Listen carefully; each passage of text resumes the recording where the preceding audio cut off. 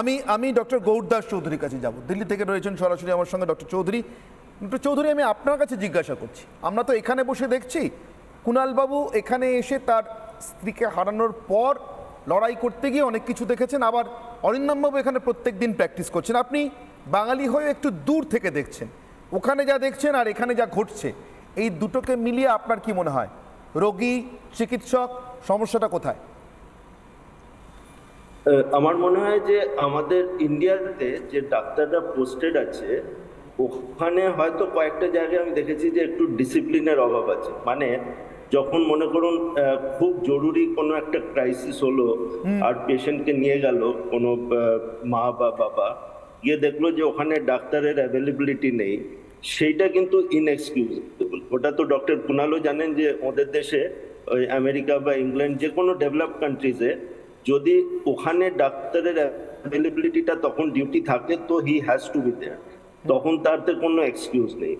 ওই জন্য এখানে আমার মনে হয় যে ওই জিনিসটা আমাদের একটু এনফোর্সমেন্টটা আর একটু বেটার করতে হবে। কারণ অনেক সময় আমি শুনেছি অনেক প্রান্তের দেশে যে গেল মাটা বাচ্চাকে কোলে নিয়ে 2 ঘন্টা ডাক্তার পাওয়া যাচ্ছে না, ওইটা মানে it is inexcusable in today's time. দ্বিতীয় জিনিসটা যেটা হচ্ছে যে অনেক টাইপের এমার্জেন্সি হয়, তো এখন ওখানে গিয়ে সিঙ্গল পয়েন্ট কন্ট্যাক্ট হচ্ছে একটা ডাক্তারকে দেখাতে হবে। এখন অনেক টাইপের সিচুয়েশন হয় যে ডাক্তার শুধু খালি হাতে অনেক কিছু করতে পারবে না, হি নিড সাম ইনফ্রাস্ট্রাকচার। ধরুন কয়েকটা ইনজেকশন লাগবে, কয়েকটা যন্ত্রপাতি লাগবে, কয়েকটা সাথে কোনো লোকের দরকার হবে, স্টাফের দরকার হবে। এখন সেইটা যদি না থাকে, শুধু একজন ডাক্তার যদি থাকে, তো তাহলে ও অনেক সময় না একটুখানি স্কেপগোট হয়ে যায়। বিশেষ করে আমাদের দেশে যখন একটুখানি ক্রাইসিসে লোকেদের একটু মনটা মানে একটু উত্তেজনা বেড়ে যায় আর তখন রাগটা বেড়ে যায়, তখন আমি দেখেছি যে ওই উত্তেজিত অবস্থায় একটা স্কেপগোটকে যদি দেখতে হয় তো it is the doctor, and he is the single person যাকে একেবারে টিপিক্যাল ওই প্রভার্বিয়াল যাকে বলে না, ছাগলকে গাছে বেঁধে রেখে দেওয়া হলো, তো হি becomes the main target for everything.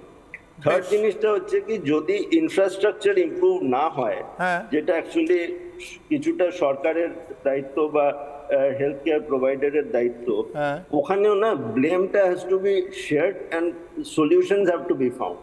এখন 2-3টে টাইপের সিচুয়েশন হয়। একটা হয় যে যেখানে হিউজ অ্যামাউন্ট অফ ক্যালামিটি হলো, যেমনি এই রিসেন্টলি এতগুলো আর্থকুয়েক হয়ে গেল গ্রিসে, আপনার টার্কিতে, সেখানটায় অবভিয়াসলি হেলথ কেয়ার সার্ভিসেস আর ওভারওয়েলমড, আমি তার কথা বলছি না। কিন্তু অনেক সময় হলো যে সেম সিচুয়েশন, একটা অ্যাক্সিডেন্টে 6 জন বা 8 জনের আহত হলো, একটা ডাক্তার, ইনফ্রাস্ট্রাকচার নেই, ও তখন কি করবে? ওই জন্য অ্যাকচুয়ালি হেলথ কেয়ার ব্যাপারটা না ইজ আ স্কেলেবল অ্যাকশন। মানে ওটাতে হচ্ছে communication, getting reinforcement and transportation. মানে অনেক সময় হয়তো সেই সুবিধাটা নেই, তখন তাকে রুগীদের হয়তো পাঠাতে হলো আরেকটা সেন্টারে। সেই প্রম্পটনেসটা is very important from the health care service provider side. ওই জিনিসটা আমাদের না ডেভেলপ করলে না, আমরা এখন আমাদের হেলথ ইন্ডিসেস বেশ খারাপ, আমরা পিছিয়েই থেকে যাব আনলেস উই রিয়েলি টেক যে health is a very important parameter. আমি একটা সাধারণ লোকের কথা বলছি, আমি আফটারঅল 40 বছর সরকারে কাজ করেছি, তারপরে আমি এখন প্রাইভেটে কাজ করি, সেটা আলাদা কথা। বাট এই দুটো জিনিস না, যে ইনফ্রাস্ট্রাকচার ডেভেলপমেন্ট আর তারপরে ডাক্তারের অ্যাকাউন্টেবিলিটি, দুটোই দরকার যদি আমাদের হেলথ কেয়ার সার্ভিসটাকে ডেভেলপ করতে হয়। লাস্ট একটা জিনিস আমি খালি বলবো, যে যদি সরকারে ভালো ডাক্তাররা না জয়েন করতে চায়, তো তাহলে তো সরকারেরও একটু ভেবে দেখা উচিত যে কেন লোকে জয়েন করতে চাইছে না। কারণ এখন তার মানে হচ্ছে যে যদি conditions are not very good, এমনি আমেরিকাতে উনি কথা বললেন ডক্টর কুনাল, you see আমেরিকাতে the remunerations for doctors is so much better, আর এখানে যদি সরকারে কেউ কাজ করে, তো তাহলে তার যদি ইনফ্রাস্ট্রাকচার, তার পারিবারিক সমস্যা, বাচ্চাদের স্কুলিং, সিকিউরিটি, ওই জিনিসগুলো যদি না থাকে, তো it would be difficult to expect যে সবাই গিয়ে গ্রামে গিয়ে সেবা করবে। সেটা তো মানে ইটস এ ইউটোপিয়ান সিচুয়েশন। এই দুটোকে একটু ব্যালেন্স করে আমার মনে হয় দেখাটা খুব দরকার। বেশ আমি কথাটায় কতটা বিশ্বাস করেন আপনি ডক্টর কুনাল সাহা? আমি এই কথাটা, উনি ডাক্তার, এখানে থেকে পাশ করে এখানে প্র্যাকটিস করে, আমিও এখান থেকে পাশ করি ডাক্তার, আমার বন্ধুরা এখানে প্র্যাকটিস করেন, আমি আমেরিকায় দীর্ঘদিন ওখানে থাকি। তবে এদেশে আসি, এদেশের মানুষের জন্যে। আমার স্ত্রী অনুরাধার মৃত্যুর পর থেকে এই সংগঠন আমি বানিয়েছি, তার পরিপ্রেক্ষিতে সাধারণ মানুষ, রোগী এবং ডাক্তার, তাদের সঙ্গে আমার যোগাযোগ কিন্তু বহু ডাক্তারের থেকে বেশি। না, উনি যারা বললেন 99% ডাক্তার হচ্ছেন সৎ।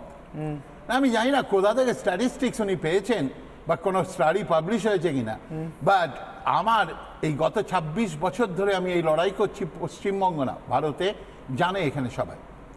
আমার যা ডিরেক্ট এক্সপেরিয়েন্স যে ওই 99 না, ওটা কত পার্সেন্ট আমি তো বলবো না আনসাইন্টিফিক ওয়েতে, যা এটা শুনে দিলাম একটা নাম্বার, কিন্তু vast majority of doctors here is a corrupt system right now. Health care যেখানে দাঁড়িয়ে আছে ইটস টোটালি কারাপ্ট।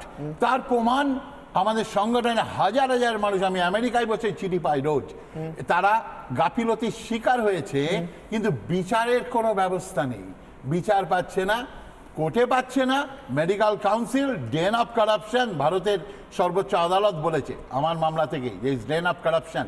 কজন এরা একটা কথা ইউজ করে, ও কয়েকটা ব্যাড অ্যাপেল আছে, মানে একটা দুটো খারাপ ডাক্তার আছে।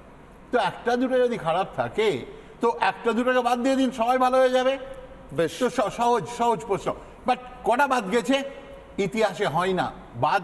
ভারতবর্ষের ইতিহাসে একজন ডাক্তারের লাইসেন্স পাকাপাকি খারিজ হয়নি। আমেরিকা বহুগুণ এগিয়ে, আমি যে দেশে গত দীর্ঘ 25-30 বছর আছি, ওখানে পার্মানেন্ট লাইসেন্স বাতিল হয়েছে, ডাক্তার জেলে গিয়েছে, আর ওখানে হওয়ার ডাক্তারদের লাইসেন্স সাসপেন্ড হচ্ছে অনেক ছোটখাটো অপরাধের জন্য। বেশ, আমি অরিন্দমবাবুর কাছ থেকে একটা উত্তর চাইবো, তারপর আমি বাকিদের কাছেও যাবো। অরিন্দমবাবু হাত তুলছিলেন, তাহলে কি ডাক্তারদের বিরুদ্ধে যদি সত্যিই রোগীর বাড়ির কোনো ক্ষোভ থাকে এবং ডাক্তারের সেখানে সত্যিই গাফিলতি থাকে, আদৌ শেষ পর্যন্ত দৌড়তে পারবো না, যেতে পারবো না, গিয়ে পৌঁছলেও বিচার পাবো না, এই ফ্রাস্ট্রেশন বা হতাশা যদি কাজ করে, তাহলে তো মারধরের দিকেই এগোবে। অর্থাৎ এই মুহূর্তে হাতের সামনে যা পাচ্ছি করে নি। অরিন্দমবাবু, কথাটা কি মিথ্যে? না, একটা কথা স্পষ্ট, মেডিকেল কাউন্সিলকে আরেকটু নড়ে চড়ে বসতে হবে, এটা অনেকদিন ধরে বলছি।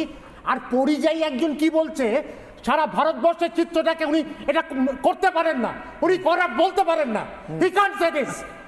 উনি পরিযায়ী, উনি অনেক বছর আমেরিকায় ছিলেন, এখানে এসে একটা মামলার জন্য পরে উনি ডাক্তারদের করাপ্ট সিস্টেম বলতে পারেন না, ডাক্তারের সিস্টেম অনেক সিস্টেম, এটা বলে দিতে পারি। বেশ, অরিন্দমবাবু উত্তেজিত, বলছেন কুণালবাবু পরিযায়ী।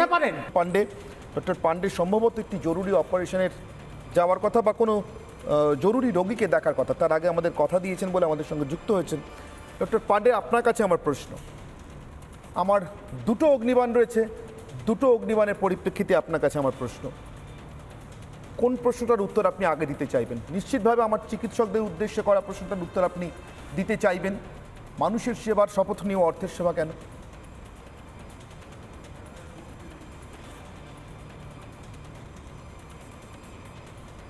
ডক্টর পান্ডের সঙ্গে বোধহয় আমাদের যোগাযোগ বিচ্ছিন্ন হয়েছে। বেশ, আমি ডক্টর অরিন্দম বিশ্বাসের কাছ থেকেই শুরু করি, আমার সঙ্গেই রয়েছে। ডক্টর বিশ্বাস, চিকিৎসকদের বিরুদ্ধে ওঠা অভিযোগটার আগে উত্তর চাইব। দেখুন, একটা কথা সত্যি কথা বলতে গেলে বলে লাভ নেই, যত বেসরকারি হাসপাতাল হয়েছে, নার্সিংহোম হয়েছে, ব্যাঙার ছাতার মতন, এক শ্রেণীর চিকিৎসক, সবাই নয়, তারা কিন্তু এই অর্থের লোভে কিন্তু হাসপাতালের মালিক যারা ডাক্তার নয় তাদের সাথে মিলেমিশে সুন্দর একটা ব্যবসার ব্যবস্থা করেছে। একদম সামনাসামনি বলবো, এটা ঘটনা। এইবার যেটা হচ্ছে, বেশিরভাগ চিকিৎসক তারা কিন্তু সততার সাথে প্র্যাকটিস করছেন এবং তারা কিন্তু হিপোক্রেটিস হোক, যে অতি হোক, তারা কিন্তু সেবাদান করে চলেছেন প্রতিনিয়ত। তারা উপঢৌকনে বিশ্বাসী নন, তারা গিফটে বিশ্বাসী নন। কিন্তু আজকে এক শ্রেণীর চিকিৎসক, তাদের নৈতিকতার স্খলন হয়েছে, এটা নিয়ে কোনো সন্দেহ নেই। এই স্খলন আমাদের ভারতবর্ষে সমাজে প্রত্যেকটা স্তরে হয়েছে, প্রত্যেকটা পেশাতে হয়েছে। সেই কারণে এই যে ছোট্ট একটা নোংরা এসে যখন পড়ে, তখন সার্বিকভাবে একটা পেশাকে বদনামি হতে হয়। এই ডাক্তারি পেশার ক্ষেত্রে সেটা হয়েছে।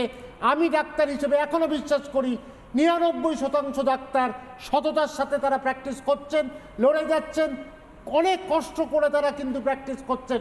তাদের কিন্তু মার্সিডিজ গাড়ি নেই, তাদের জাগুয়ার নেই, তারা গাড়ি ছাড়া তারা সবাই সাইকেল, অটো, বাস করে তারা আজকে প্র্যাকটিস করছেন। ভারতবর্ষে কিন্তু এইটাই চিত্র, বাংলার এটাই কিন্তু চিত্র।